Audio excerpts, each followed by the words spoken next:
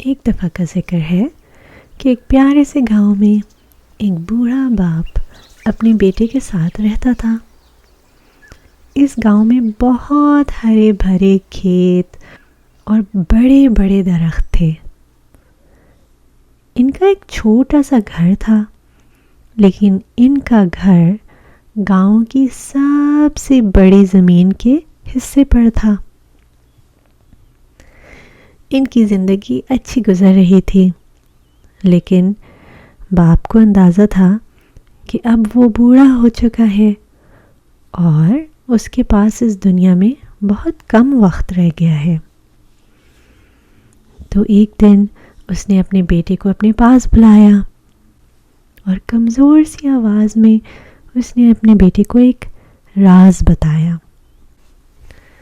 اس نے کہا، میرے پیارے بیٹے، ہماری زمین میں ایک بہت بڑا خزانہ چھپا ہوا ہے، لیکن مجھے بہت افسوس ہے کہ میری یادداشت اتنی کمزور ہو گئی ہے کہ مجھے یاد ہی نہیں آ رہا کہ خزانہ کدھر چھپا ہوا ہے۔ جب میں اس دنیا سے چلا جاؤں تو اسے ضرور تلاش کرنا۔ تو بیٹا یہ بات سن کر تھوڑا خوش تو ضرور ہوا، لیکن وہ اپنے باپ کی دیکھ بھال کر رہا تھا اور بہت مصروف تھا، تو وہ خزانے کی تلاش میں نہیں نکلا۔ تو بس ایک دن آیا کہ وہ بوڑھا باپ اس دنیا سے ہمیشہ کے لیے چلا گیا۔ بیٹا بہت اداس تھا۔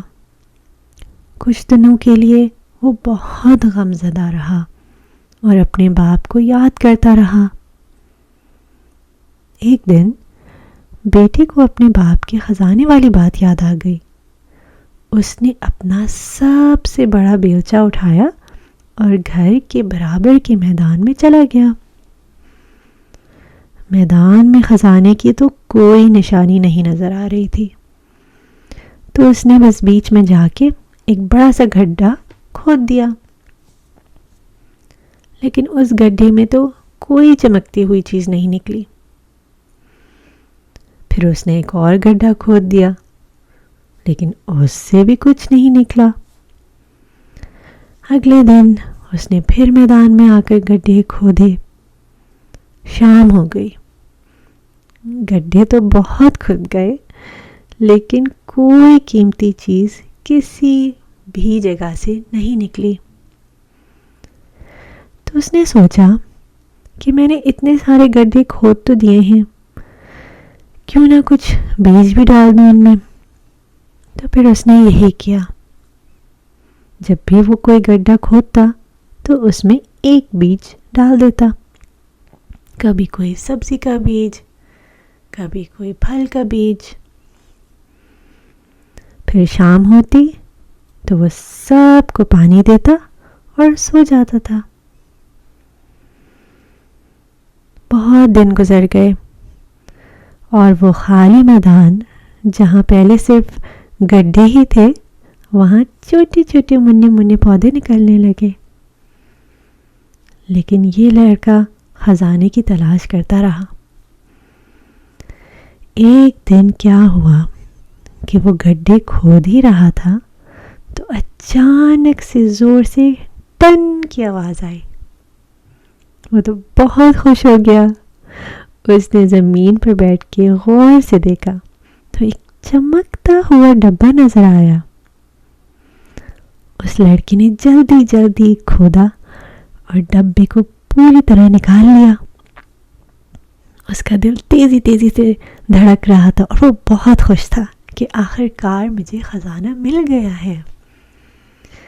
تو اس نے جب آہستہ سے ڈبے کو کھولا تو وہ حیران رہ گیا۔ ڈبے میں ہیرے اور جواہرات نہیں تھے، اس میں صرف ایک کاغذ تھا۔ اس نے کاغذ اٹھایا اور اس کو پڑھنا شروع کیا تو وہ بہت خوش ہو گیا، کیونکہ وہ اس کے والد کا لکھا ہوا خط تھا، اور انہوں نے لکھا تھا کہ میرے بیٹے، اصل خزانہ وہ نہیں جو تم پاتے ہو، بلکہ اصل خزانہ وہ ہوتا ہے جو تم خود اپنی محنت سے بناتے ہو۔ آگے انہوں نے لکھا ہوا تھا کہ اپنے آس پاس دیکھو، تمہاری محنت اور سمجھداری سے تم نے اصلی خزانہ پا لیا ہے۔ تو بیٹے نے جب سر اٹھا کے دیکھا تو پوری زمین پودوں اور فصلوں سے بھری ہوئی تھی۔ تب اس کو سمجھ آیا کہ وہ فصلیں جو اس نے خزانہ ڈھونڈنے کی لگن سے بوئی تھیں، وہی تو اصل خزانہ تھا۔ اب وہ ان فصلوں کو کاٹ کے بیچے گا اور اپنا گھر چلائے گا، اور اس کی فصلوں سے اب بہت لوگوں کا فائدہ ہوگا۔ کیا آپ کو پتہ ہے کہ قرآن میں بھی اللہ نے کہا ہے کہ ہمیں ہمیشہ اپنا ہر کام پوری محنت کے ساتھ کرنا چاہیے۔